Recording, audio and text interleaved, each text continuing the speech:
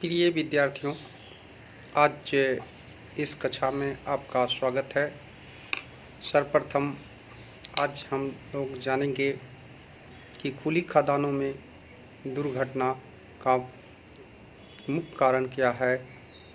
यूँ तो आप जानते हैं कि आज के वर्तमान परिवेश में खुली खदानें भी उत्पादन का मुख्य स्रोत है। तो दुर्घटनाएं इसमें वृद्धि हुई है। खुली खदानों में पहले बहुत कम थे, अब ज़्यादा हैं। इसलिए आपको जानकर बड़ा आश्चर्य होगा कि प्रति 1000 व्यक्तियों पर अगर मृत्यु दर निकालें तो मृत्यु दर खुली खदानों में भूमिगत खदानों की तुलना में कहीं ज़्यादा है। यद्यपि कि खुली खदानों में रूफ फॉल, एक्सप्लोजन, गैस की समस्या, जल प्लावन इत्यादि के खतरे नहीं होते हैं। उसके बावजूद भी यहाँ खतरे मौजूद हैं। अतः खुली खदानों में आज हम खतरे को पता लगाएंगे कि खुली खदानों में खतरे का मुख्य कारण क्या है। यानी खतरे का मुख्य स्रोत हैं डंपर और ट्रक, दूसरे मशीनरीज,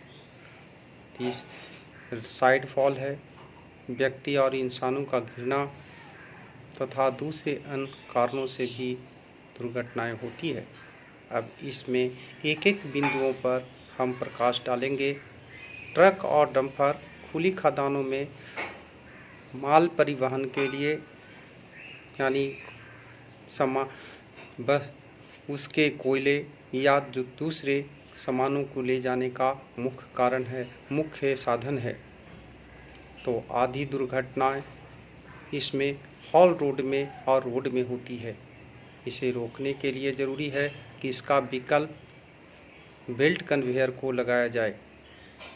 ट्रक और डंपर से होने वाली अगर हम दुर्घटनाओं के कारणों पर प्रकाश डालें तो ये पता चलेगा अनाधिकृत डंपर चालन ही इसकी सबसे जिम्मेवार है। अनाधिकृत डंपर चालन क्यों किया जाता है? यानी डंपर चालकों की संख्या पर्याप्त नहीं होने की वजह से ये भी आती है। जहां डंपर की संख्या है उसके 1.5 गुना रखने का प्रावधान अगर व्यवस्था किया जाए तो शायद इससे रोका जा सकेगा। अब असुरक्षित कार्य और दशा, जहां कहीं डंपरों से दुर्घटनाएं घटती है उससे असुरक्षित कार्य और दशा पर प्रकाश डाला जाए। तो दूसरा पॉइंट इसका है अवैध रूप से डंपर पर यात्रा करना। अक्सर ये देखा गया है कि मेंटेनेंस या मरम्मत कार्य के लिए या विषम परिस्थिति में कुछ ऐसी स्थिति आती हैं जहां अवैध रूप से डंपर पर वाहनों पर चढ़कर आने जाने का काम किया करते हैं, जो कि दुर्घटना का कारण बन जाता है। अतः कोई भी व्यक्ति अनऑथराइज रूप में अगर डंपर पर चढ़ता है तो उस व्यक्ति से स्पष्ट लिखित कारण मांगा जाए और उसे वार्निंग या चेतावनी दिया जाए कि द्वारा वो डंपर पर न चढ़ें। जब डंपर पीछे कर रहे हों या किसी रोड को पास कर रहे हों तो उस समय विशेष सावधानी की ज़रूरत पड़ती है। इसके अतिरिक्त हमारी कुछ सुरक्षित आदतें हैं। तो डंपर का रख रखाव और मरम्मत कार्य में किए गए सुरक्षा निर्देशों का मानक रूप से जो दिया गया है उसका पालन किया जाए। हॉल रोड की संरचना डंपर के अनुरूप होनी चाहिए। पहले बनाए गए हॉल रोड अगर 30 टन के हैं तो 60 टन के डंपर के लिए वो रोड पर्याप्त नहीं होगा। उसके लिए अलग से रोड की व्यवस्था बनानी होगी। उसके लिए सारा पैरामीटर चेंज हो जाएंगे। यातायात के नियमों का पालन किया जाए। यथार्थ जैसे गति सीमा, आप किस स्पीड में डंपर चलाएंगे, रास्ते राइट टू वे क्या होगा, आपके रास्ते का अधिकार, ठहराव कहाँ आप गाड़ी अपने डंपर को ठहराएंगे, अपने वाहनों को कहाँ खड़ा करेंगे, इत्यादि विशेष रूप से माने प्रबंधक द्वारा यातायात नियमों बनाए जाते हैं, उसे कड़ाई से पालन किया जाए। विशेष रूप में टिपिंग और डंपिंग के समय सब विशेष सावधानी बरती जाए जो सुरक्षित इससे संदर्भ में सुरक्षित आचार संहिता जो बनाई जाती है, कार्य निर्देश जो दिया जाता है, उसको कड़ाई से पालन किया जाए। देखा गया है कि डंपर में आग कभी कभी लग जाते हैं या आग की भी घटनाएं घट जाती है। अतः प्रत्येक कार्यकारी जो कार्य हालत में डंपर हैं उसमें यथेष्ट रूप से अग्निशामक रखे जाएं जो कार्यकारी हालत में हो, और उसको अग्निशामक का नियमित रूप से या 1 महीने के अंतराल पर उसकी जांच किया जाए और उसका रिपोर्ट लिखी जाए। दूसरे मशीनरी से भी खतरा हो सकते हैं। दूसरे मशीनों से खतरा दोषपूर्ण संरचना हो सकती है। सुरक्षा के बिना ख्याल रखते हुए गार्ड को चलाते हुए मशीन से हटाना, ये भी खतरे का कारण है। सही रख रखाव में कमी, अप्रशिक्षित अनुभवहीन चालकों द्वारा कार्य को चलाना वे भी दुर्घटना का कारण है। यह अंडरलोड या अत्यधिक दबाव में लोगों से काम लेना भी एक मुख्य कारण है। कार्य में ले जाने के पहले सपुर्द की गई मशीनों का बारीकी से जांच किया जाना चाहिए और संतुष्ट होने के बाद ही आप काम पर ले जाएं। ड्रिलिंग समतल स्थल पर ही कार्य की जानी चाहिए। ड्रिल मशीन को एक जगह से दूसरी जगह ले जा रहे हैं तो उसका मास्ट, ड्रिल स्टील्स और अंत टूल्स सुरक्षित दशा में होनी चाहिए। जब मास्ट को उठाना हो या बैठाना हो तो उसके सामने या पीछे कोई व्यक्ति नहीं रहे। कैब विंडो साफ होनी चाहिए जो साफ दिखाई पड़े। कैब में ढीला वस्तुएं या ग्रीज नहीं होनी चाहिए। टेलर का प्रयोग खुली खदानों में, खासतः जहां ढाल 14 में 1 है, वहां प्रयोग न करें।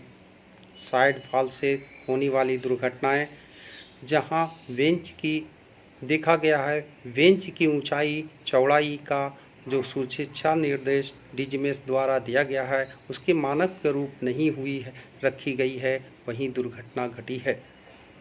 जहां ओवर हैंगिंग या ओवर अंडरकट हो गया है जिसकी वजह से दुर्घटनाएं भी घटती है। भूगर्भीय बाधाओं का क्षेत्र में पर्याप्त सुरक्षा नहीं लेने की वजह से, या जहां कार्यस्थल पर साइट की निगरानी या निरीक्षण सही नहीं ढंग से नहीं करने पर भी दुर्घटनाएं घटती है। भूमिगत गैलरी को खुली खदानों में निकालने के लिए जब हम काम करते हैं तो देखा गया है कि पार्टिंग धंस जाती है, मशीन और के समान आदमी नीचे चला जाता है। अच्छा, इससे पर्याप्त सावधानी लेने की ज़रूरत है। खान में विनिमय 2017 के अनुरूप बेंचों की ऊंचाई और चौड़ाई रखी जाए। कोई भी व्यक्ति अंदर कट न करने दिया जाए। जहां ज़मीन धंस सकती है या खतरा हो सकता है उसके बारीकी से जांच की जाए और उस जगह पर मशीन को न जाने दिया जाए। सारा निरीक्षण एक सहायक प्रबंधन की देखरेख में किया जाए। इसके अतिरिक्त मैं आपको बताता हूँ कि वो खुली खदानों में भी दुर्घटनाएं घटी है जिसका संक्षिप्त विवरण इस प्रकार है। 6/12/1910 को 12 व्यक्ति काल के गाल में समा गए। उसका कारण था साइड फॉल। या शिवराजपुर सिंडिकेट गुजरात में पड़ती है। शिवराजपुर सिंडिकेट कंपनी है इस जो घटना के लिए जिम्मेवार है।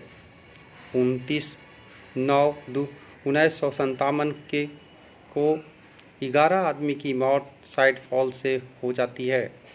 ये श्री बी सुवांखान आंध्र प्रदेश में है, वहाँ ये घटना घटी है। इसके अतिरिक्त 10 जनवरी 1983, 16 जनवरी 1983 और 24 जनवरी 1983 को दिल्ली स्टेट डेवलपमेंट कॉरपोरेशन के अंतर्गत भी ये दुर्घटना घटती है जिसमें लोगों की मौत होती है। 1977 में 3 लोगों की भारती बाजारी माइंस में, जो कि दिल्ली स्टेट डेवलपमेंट कॉरपोरेशन के अंतर्गत थे।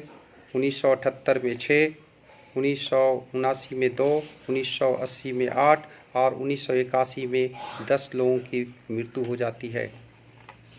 हाल फिलहाल सबसे बड़ी दुर्घटना आपने 30/12/2016 को ललमटिया ECL गोड्डा ज़िला में, जो झारखंड राज्य में है, उसमें घटती है, जिसमें 18 लोगों की मृत्यु हो जाती है। यह रात्रि 7:15 में होती है। ये आउटसोर्सिंग की खदानें थी, जो कि डंप साइड फॉल की वजह से होती है। ये दुर्घटना के बारे में संक्षिप्त ओपन कास्ट में जो हुई है उसके बारे में जानकारी दी गई है।